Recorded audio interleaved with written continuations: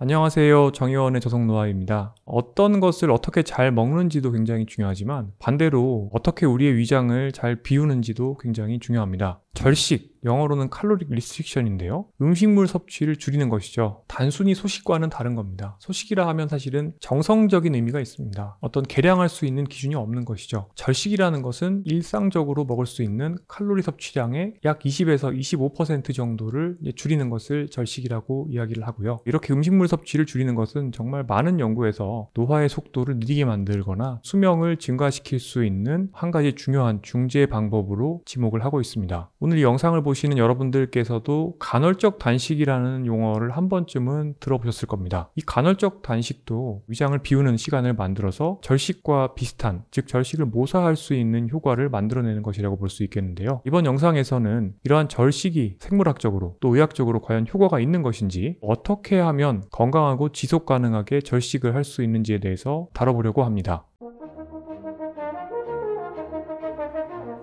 음식을 적게 먹는 것이 어떤 생물학적 과정을 통해서 노화를 지연시키는지에 대한 연구는 역사를 조금 거슬러 올라가야 됩니다. 1930년대부터 이미 과학자들은 실험동물을 쫄쫄 굶기면 이 실험동물의 수명이 증가된다는 것을 이미 알고 있었습니다. 그런데 1980년대에 이제 유전학이라는 것이 연구가 가능해지고 여러 가지 실험동물에서 다양한 돌연 변이를 만들어서 유전자를 조작할 수 있는 이런 실험 기법들이 만들어지기 시작했습니다. 레오나르도 게런테라는 노화에서 정말 빼놓을 수 없는 굉장히 유명한 분이 계십니다. 이분께서는 80년대 말 그리고 90년대 초에 효모에서 영양분을 제한함에 따라서 효모가 수명이 길어지는 것을 관찰하였는데요. 이때 영양분을 제한을 하게 되면 SIR2라고 하는 유전자가 활성화된다는 것을 알게 됩니다. 자, 그런데 여기서 과학자들은 더 나아갑니다. 절식을 하지 않고도 이 영양분 제한의 효과를 약을 통해서 어떻게 우리가 얻어볼 수 있지 않을까, 이런 고민을 하는 것이죠. 그래서 실험 동물에서 이 SIR2 유전자를 인위적으로 이렇게 활성화시켜주면 수명이 늘어난다는 것을 발견하게 됩니다. 물론 처음에는 효모였는데요. 여기서 힌트를 얻어서 조금 더 큰 동물에서도 비슷한 행동들을 할 수 있지 않을까라는 연구를 계속하게 됩니다. 그러던 중에 이제 포유류, 주로는 이제 쥐 실험을 하였던 것인데요. 이 쥐에서 SIR2와 같은 역할을 하는 SIRT1이라는 유전자를 찾아내게 됩니다. 그리고 이제 이 유전자를 활성화할 수 있는 물질들을 이제 연구자들이 찾아 헤매게 됩니다. 예를 들어서 레드 와인, 포도에 들어있는 레스베라트롤이라는 성분이 있는데 이 성분이 이 SIRT1을 활성화시킬 수가 있다는 것이 알려지게 되고요. 그래서 이제 예전에 레오나르도 게런테의 제자였던 데이비 싱클레어가 이제 썰트리스라는 또 회사를 창업하고 이 회사를 화이자에 굉장히 비싼 가격에 매각을 하기도 하죠. 이런 식으로 굉장히 다양한 경로들이 이제 발굴되게 되고요.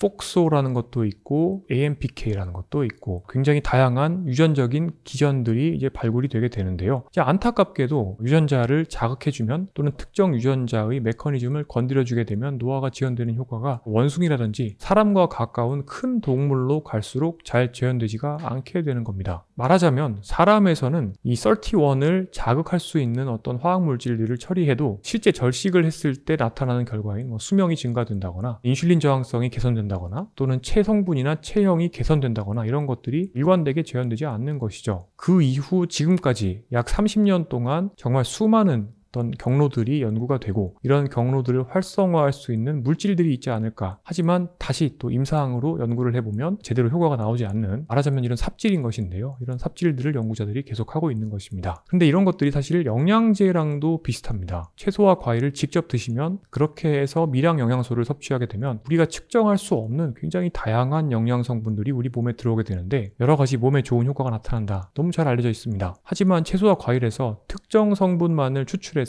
영양제의 형태로 가공을 하게 되면 실제 우리가 기대했던 효과를 대부분의 경우에는 볼 수가 없게 됩니다. 절식도 마찬가지였던 겁니다. 절식 자체는 분명히 노화를 지연시키고 질병을 예방하거나 또는 수명을 증대하는 효과가 관찰이 되지만 절식을 해서 나타나는 이런 특정한 결과를 약제로 유도하려고 하면 대부분의 경우에는 효과가 없었던 겁니다. 여러분들께서 많이 들어보신 케톤 식사, 저탄고지를 통해서 케톤체가 우리 몸에서 만들어지기를 바라는 이런 식사도 절식과 비슷한 면이 있습니다. 사람이 금식을 시작하게 되면요, 처음에는 간에 있는 글리코겐을 동원해서 이것을 포도당으로 만들어서 사용을 합니다. 그러다가 이 글리코겐이 고갈되면 그때부터는 근육에 있는 단백질을 녹여서 아미노산을 만든 다음에 이걸 포도당으로 바꿔서 쓰게 됩니다. 그런데 이제 어느 정도 정도 시간이 더 지나면 이것도 어렵기 때문에 어느 순간부터는 지방을 태우게 됩니다. 이렇게 지방을 태우기 시작하면 그때부터 케톤체라는 것이 이제 피 속에 존재하게 됩니다. 이 케톤체를 에너지원으로 활용하게 되는데요. 이 케톤을 통해서 생존에 꼭 필요한 뇌, 심장, 나의 근육들, 골격근이라고 하죠. 이런 근육들이 가동을 유지할 수 있게 되는 겁니다. 최근에 들어서는 케톤체 자체가 대사적으로는 절식을 모사하거나 노화를 지연시키는 여러 가지 대사적인 변화를 초래할 수 있다는 것이 알려지게 되었습니다. 자, 그래서 절식을 하고 또는 충분한 단식을 하게 되면 지방이 타면서 케톤체가 만들어지는 것은 이제 과학적 사실이고요. 이 케톤체를 증가시키는 방법의 시기를 하게 되면 또는 내가 먹는 방식을 통해서 절식을 모사하는 이런 노력들을 하게 되면 실제로 절식과 거의 유사한 메커니즘적인 변화들을 만들고 나아가서는 체지방도 줄일 수가 있고 또 혈당도 낮출 수 있고 혈압도 떨어뜨릴 수가 있고 노화세포도 줄일 수가 있고 또 신경퇴행성 질환의 발생도 예방할 수 있다. 이런 효과들이 이제 대두가 되기 시작했습니다. 자, 요약을 하자면 우리가 굶게 되면 또는 칼로리를 줄이게 되면 여러 가지 노화를 느리게 만들 수 있는 기전들이 활성화된다는 것은 기지의 사실입니다. 하지만 이런 것들을 노력 없이 약제를 통해서 얻는 것은 상당히 어렵다는 것도 알게 되었습니다. AMPK라는 내 몸에 에너지 센서가 있습니다. 절식을 하게 되면 그리고 내 몸의 에너지 상태가 부족하게 되면 이 AMPK라고 하는 에너지 센서가 활성화가 됩니다. AMPK가 활성화가 되면 자연스럽게 지방을 태우게 되고 또 나의 미토콘드리아는 스트레스를 받게 되고 내 몸속에 있는 세포 내의 쓰레기 단백질들은 조금씩 타버리게 됩니다. 이런 기전 중에서 단백질 쓰레기를 태우면서 에너지를 만드는 것을 또 오토파지라고 이야기를 하고 이것도 이제 노화를 지연시키는 효과가 있죠. 또 한편으로는 절식을 하게 되면 인슐린과 IGF-1 대사 과잉 상태에서 활성되는 기전들이 억제가 되게 되고 인슐린과 IGF-1과 또 연결되어 있는 mTOR라고 하는 단백질 센서의 활성도도 줄어들기 때문에 이와 같은 노화의 악셀러레이터의 활성도가 줄어들기 때문에 실제 노화 지연 효과가 있는 겁니다. 물론 최근에는 실제 임상의학에서 사용되는 혈당을 소변으로 배출시켜주는 SGLT2 억제제라든지 아카보스나 보글리보스 같은 탄수화물의 흡수를 방해하는 물질들 이런 약들이 또 절식을 모사하는 효과를 낼 수 있다 라는 것이 동물 수준에서의 상당히 많은 증거가 만들어지고 있고요. 또 절식을 돕기 위해서 그러니까 실제 절식을 모사하는 효과는 내진 못하지만 절식을 조금 더 실천할 수 있도록 GLP-1 수용체와 글루카곤 수용체를 동시에 자극하거나 또는 GLP-1, 글루카곤, GIP까지 트리플이라고 하는데 세 가지 수용체를 동시에 자극해서 식욕을 줄이게 되고 또 장 운동 속도를 느리게 만들고 또 여러 가지 호르몬적인 변화를 만들어서 실제 절식의 실천을 조금 더 쉽게 만드는 이런 신약들도 나오고 있습니다.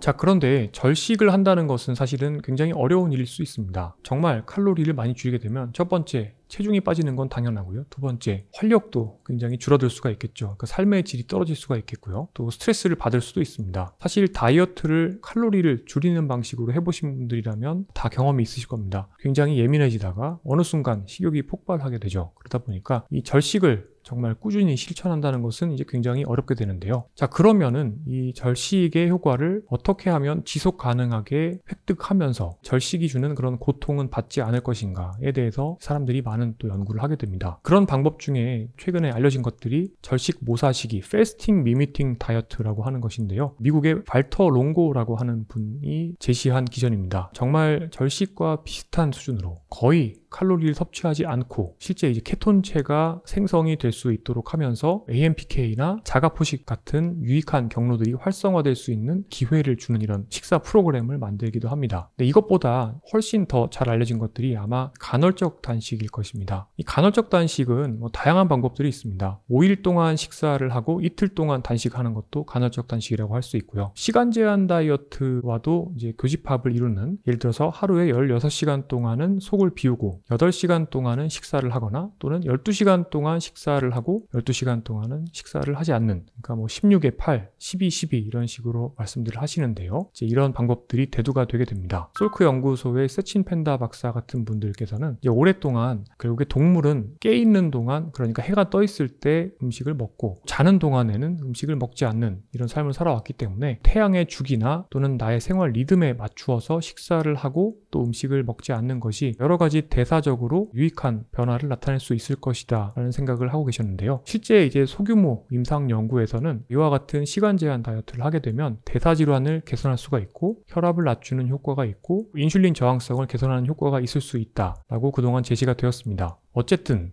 이 시간 제한 다이어트라는 개념은 결국에 우리가 실험 동물에서 확인하였던 우리 몸에 여러 가지 유익한 생물학적인 메커니즘들이 활성화될 수 있는 기회를 준다라고 생각을 하시면 되겠고요. 이렇게 속을 비워주는 기간을 유지를 해서 그 기간 동안에 부가적인 효과로 지방을 태우고 또 내 몸에 있는 쓰레기를 태울 수 있는, 그래서 체중 감소 효과도 이제 보자는 것이 취지가 되겠습니다. 자, 그런데 최근에 이제 유행처럼 간헐적 단식을 또 하시는 어떤 경향성이 있고, 특히 이제 60대 정도 되신 분들께서 혈압, 당뇨, 고지혈증, 약으로 치료하는 것은 평생 약 먹어야 될 것 같기 때문에 또 싫으시고 하다 보니까 유튜브 찾아보시고 책 찾아보시면서 간헐적 단식을 바로 시작하시는 분들이 많이 있습니다. 근데 이렇게 하다가 실제 저한테 여러 가지 문제가 생겨서 찾아오시는 분들이 꽤 되시는데요. 간헐적 단식은 우리가 제대로 준비를 하지 않고 무리해서 하게 되면 지방이 타지 않고 근육만 빠질 수 있습니다. 이게 왜 그러냐면 대개 이제 좌식 생활, 그러니까 신체 활동을 많이 하지 않으시는 경우가 많고, 또 거기다가 식사를 하시는 것도 제가 그동안 가속노화 식사라고 부르는 단순당과 정제국물 위주로 식사를 하시고, 그래서 몸에 인슐린 저항성이 많이 생겨 있는 상태에서 갑자기 간헐적 단식을 시작을 하시게 되면요, 안타깝게도 간헐적 단식이 우리에게 줄 것으로 기대하는 지방을 태운다거나 이런 효과를 충분히 보시기 어렵습니다. 저와 같이 일하는 노년내과 선생님들께서도 비슷한 환자분들을 많이 보시다 보니까 이런 간헐적 단식을 일단 하시면 보통 한 2-3달 동안은 체중도 많이 빠지고 일시적으로 혈압 혈당이 좋아지는 것처럼 보이지만 결국에는 활력이 떨어진다거나 질병과 관련된 파라미터도 나빠지고 실제로 체성분을 측정해 보시면 근육만 많이 빠져 있는 그런 결과를 보게 됩니다. 이게 왜 그러냐면요, 근육으로 가는 비포장도로 상태에서는 동화 저항이라는 것이 생깁니다. 내가 삼시세끼 동안 충분한 양의 단백질을 먹고 매주 적어도 2회 이상 근력 운동을 해 주어야 간신히 근육이 유지되는 그런 상태인데, 이런 상태에서 갑자기 아침을 굶어버리거나 하게 되면 정말 그 시간 동안에는 근육이 맹렬한 속도로 분해가 되는 것이죠. 이제 문제는 지방에 있는 미토콘드리아의 기능도 떨어져 있고 UCP1이라는 지방을 태우는 단백질의 발현도 떨어져 있는 경우가 많기 때문에, 게다가 우리 몸에서 여러 가지 지방 호르몬의 왜곡 현상까지 나타나 있기 때문에 결국에 내가 지방을 태워서 에너지를 만든다거나 체중을 빼는 그런 변화가 아니라 오히려 단식 기간 동안 근육만 빠지는 것입니다. 그렇기 때문에 간헐적 단식도 준비가 필요하고 과정이 필요합니다. 무턱대고 하시다가는 사실은 부작용만 경험하실 수 있는 우려가 있겠고요. 자, 그러면 이런 부작용들을 얻지 않고 장점들은 충분히 취하면서 지속 가능하게, 그리고 근육이 빠지지 않는 방식으로 할 수 있는 간헐적 단식 방법이 있습니다. 이 방법을 저는 3차원 절식이라고 부르고 있는데요. 첫 번째, 단순당과 정제국물을 줄이고, 두 번째, 에너지를 섭취하는 시간을 자연스럽게 줄여서, 세 번째, 전반적인 섭취 열량, 내가 먹는 총 칼로리의 섭취량까지도 자연스럽게 줄이고, 이 과정을 통해서 지방을 태우는 몸을 만들고 체성분과 대사적인 특성까지 개선하는 방법이 되겠습니다.